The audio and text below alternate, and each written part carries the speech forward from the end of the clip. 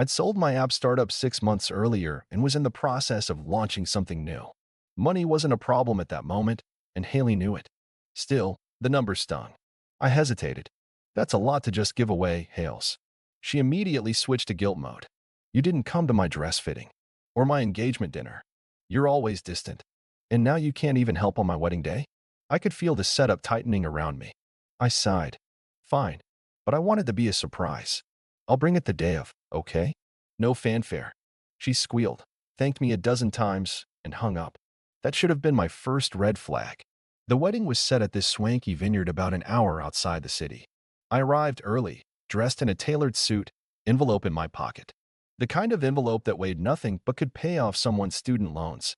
I walked past the string quartet and the flower walls and made my way inside, looking for the guest table to find my seat. And that's where everything started to go sideways. There was a massive seating chart at the front.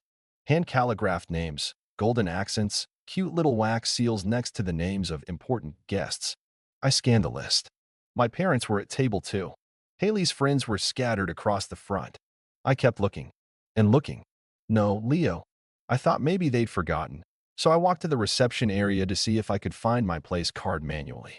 I checked the main tables. Nothing.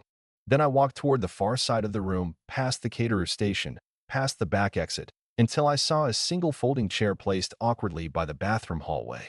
And taped to the back? A sticky note. Scribbled in pen. Leo. I stared at it for a long second, genuinely thinking it had to be a mistake. Like maybe someone was pranking me, or it was a placeholder. But nope. No joke. No real seat. Just me and the faint scent of air freshener from the guest bathroom. Before I could even react, I heard a voice behind me. Well, not everyone's important enough for the main table, someone said with a light, condescending laugh. I turned. It was Mason's mother. I'd only met her once before, briefly, and we hadn't exchanged more than a few sentences. But her tone was unmistakable. Smug. Dismissive. Like she'd been waiting for this moment. I looked around the room again. Every table had name cards, thick cardstock, gold trim, personalized calligraphy. Even Haley's dog, who was being toted around in a floral collar by a bridesmaid, had a custom-placed card in a high chair near the front. And I? I had a sticky note. Something in me snapped. Not loudly. Not dramatically. Just quietly. Like when a light bulb dies mid-flicker. I walked back to the entrance, where the gift table was piled with boxes and envelopes. Mine was sitting right on top, an ivory-colored box with a silk ribbon. Inside, a plain white envelope with a check for $50,000. I picked it up. No one noticed. Everyone was too busy clinking glasses and taking selfies under the Hailey plus Mason Forever neon sign. I turned, walked back toward the main reception area, and stood near the edge of the dance floor. Then I said it. Calmly. Loud enough to carry, but not so loud that it sounded like a performance. Didn't realize a $50,000 check only bought me a spot next to the toilets. Everything stopped. The music didn't at first, but the energy in the room flatlined. People turned. Someone gasped. One of Haley's friends whispered something, eyes wide. And then I heard it, Mason, from behind the bar setup, whispering, "Wait, you're taking it back?" I didn't answer. I just turned and walked out the front doors, past the valet, past the sign that said, "Love, Laughter, and Happily Ever After," and straight into the warm vineyard dusk. I could hear someone running behind me. It was Hailey. Barefoot, breathless, wedding dress hiked just enough to reveal one mud-splattered heel. She came sprinting down the gravel path like she was chasing the end of a rom-com. Except there wasn't anything romantic about the look on her face. It wasn't love or heartbreak, it was panic. Not the kind of panic that comes from losing a sibling, but the kind that comes when a safety net snaps. "Leo," she called out. "Leo, stop. What are you doing?" I didn't stop. I didn't slow. I kept walking toward my car, my grip tight on the box, my heart pounding, but not from nerves. From something colder. Years of biting my tongue. Years of being the afterthought. The wallet. The fallback plan. She caught up right as I reached my door. Grabbed my arm. "Are you seriously going to ruin my wedding over a stupid seat?" I turned and stared at her. That dress cost more than a down payment. Her hair had been done by someone they flew in from LA. She was glowing in that filtered, Instagram-ready way she always aimed for. And she had the audacity to call my reaction ruining her big day. I raised an eyebrow. "A stupid seat?" She flinched, just a little, but held her ground. "You knew where they were putting me," I said, My voice low. You knew, and you didn't stop it. She hesitated. It's not like that. No. I stepped forward. Then tell me why the dog got a real seat and I didn't. Her mouth opened, but nothing came out. Tell me, I continued, why the guy who helped you make that final venue payment is sitting next to a mop bucket while the DJ gets to sit with Grandma. Leo, please, she whispered. You're making a scene. That hit me harder than I expected. You're making a scene. Not I'm sorry. Not let's fix this. Not you're right. Just a tidy little accusation that I was the problem. Yeah, I said, half laughing. God forbid I mess up your curated fairy tale. She looked like she was going to cry, and for a moment, I almost felt bad. Almost. But then I remembered something. 3 weeks ago, I asked her if I could bring a plus one. A girl I'd been seeing, someone I really liked. Hailey's reply? This wedding's kind of for family and VIPs. I'm trying to keep the vibe clean. You understand, right? At the time, I let it slide. I didn't want to argue. But now? Now I saw the pattern. I never mattered to you, I said. Not really. I was useful. Until I wasn't. That's not true, she said, finally snapping out of her shocked silence. You're my brother, Leo. I love you. I tilted my head. Then why does it feel like I'm only invited when there's a bill involved? She didn't answer. Her lip quivered, but I could see the frustration simmering just beneath the surface. She wasn't sorry about me. She was sorry she might have to explain this to Mason. Or worse, to her photographer when the family shots were missing the guy who footed the tab for half the wedding. The silence between us stretched. I opened the car door, set the gift box on the passenger seat, and turned back to her one last time. I was going to give this to you with a toast, I said. Something sweet. Something honest. About how, even when we didn't get along, I still believed in you. I thought this day was about celebrating love. Turns out it was just about seating charts and appearances. Leo, congratulations, Hailey, I said, sliding into the car. Hope your marriage has more respect than your guest list. I closed the door before she could say another word. As I drove down the gravel road, I glanced at the rearview mirror. She was still standing there in her wedding dress, surrounded by perfectly trimmed hedges and fairy lights, staring after me like she'd just realized something wasn't coming back. When I got back to the city, my phone was already lighting up. Missed call, Mom. Missed call, Dad. Text from Mason. Dude. What happened? Group chat. Leo, where are you? Please don't do this right now. That last one made me laugh. Please don't do this. As if I had caused the problem. As if I was the one who stuck a sticky note on a folding chair and called it gratitude. I didn't answer any of them. Instead, I poured a glass of scotch, sat on my balcony, and opened my laptop. Because what no one realized was that the check wasn't just money. It was a transaction. One with strings. See, the money had been going into a joint investment account I'd set up for Hailey and Mason, one that wasn't technically theirs yet. It was structured to mature after a year. In the meantime, it was sitting pretty, under my name, in a brokerage that still required my approval for transfers. So no, I wasn't just taking back a check. I was pulling the rug out from under a fantasy they'd already budgeted for. And the fallout? Well, the fallout didn't come all at once.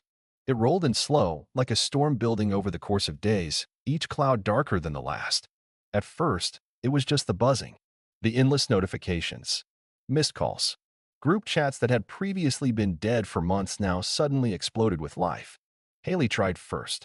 The morning after the wedding, I woke up to 12 missed calls and a voice message that started calm and teetered toward unhinged. Leo, please just call me back. I didn't mean to make you feel unimportant. It was a stressful day. There were so many people and so much going on, and I didn't beep. Then came the follow-up. Okay, I'm trying really hard here. You've made your point. You embarrassed me on my wedding day, and fine. I get it. But that money was promised, Leo. We signed agreements based on it. We can't just undo everything because of a stupid seat. That one made me pause. We signed agreements. They had already spent the money, which, of course, meant the house they were planning to close on next month. That was no longer happening. The honeymoon to Tuscany with the 5-star culinary experience? Already booked and non-refundable. That's the thing about fantasy weddings. They're often built on IOUs and assumptions, and in this case, one very specific assumption that I'd always come through. And to be fair, I usually did. But this time, I didn't feel guilty. I felt calm, controlled, for once. By Monday, the tone shifted. My parents called. My mom left a voicemail that was 47 seconds of shallow breathing, then a shaky, "Leo, I don't know what happened between you and your sister, but please, call her. Fix this. Fix this." That phrase hit me sideways, like I was the leak, and my job was to patch things up. As if being humiliated publicly, then having my value reduced to a dollar amount, wasn't enough. Now I was expected to fix it? Then my dad texted, "This is petty. I don't know what she did, but weddings are chaotic. You should have just talked to her instead of pulling this stunt." Ah, yes. The "you're overreacting" classic. The message wasn't new. I'd heard versions of it my whole life. When Hailey got into screaming matches as a teen and slammed doors, my parents would say, "Let her cool off." When I brought up how she never once acknowledged my graduation, they said, "She's not great with dates. Don't take it personally." When she borrowed money and ghosted repayment plans, they said, "She's your sister." But me? I was expected to be mature, quiet, consistent, dependable, the invisible scaffold holding everything up. Never praised, never centered, but absolutely expected. That night, I got a message from Mason. "Hey man, I don't want to get in the middle of this, but Haley's a mess. And I mean, this isn't just about the money. This is about trust. You promised us that money. We signed a lease. We're under contract. Please don't let one seating chart ruin our future." I stared at it for a long time, and then I replied, "You didn't even notice I wasn't seated at a real table. Your future was never my responsibility." He didn't respond. The next day, I got a call from an unknown number. I let it go to voicemail, but I listened to it. It was a man from the real estate agency handling Hailey and Mason's new home. Apparently, they listed me as a silent guarantor. Without the funds hitting the account, their financing would fall through. They never even asked. That was the last thread I needed cut. I called the agency back, gave them a firm, professional, legally clear response. I was unaware my name was being used in that way. I revoke any verbal or assumed commitment. I will not be guaranteeing any part of this transaction. The agent was polite. "Understood, sir." And just like that, the dream house was gone. By Wednesday, Haley's calls had stopped. My family group chat went quiet, save for one cousin dropping a vague meme about snakes in the grass. Cute. Thursday morning, I opened Instagram. Hailey had posted a photo from the wedding, her and Mason, framed under a floral arch, captioned with, "Even when people try to ruin your day, love wins." The comments were a mix of sympathy and confusion. A few mutual friends messaged me privately. "What happened? You good? Why is she being so shady?" I didn't answer.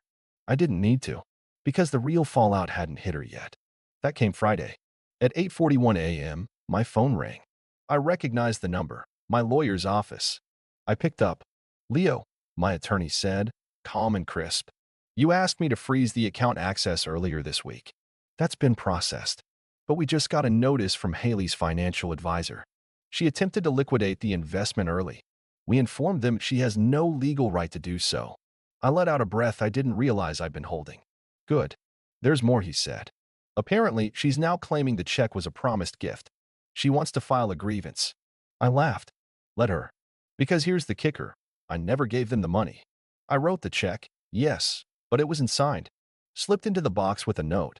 'Let me know if you ever see me as more than just a wallet. Then we'll talk.' They never opened the envelope. They just assumed.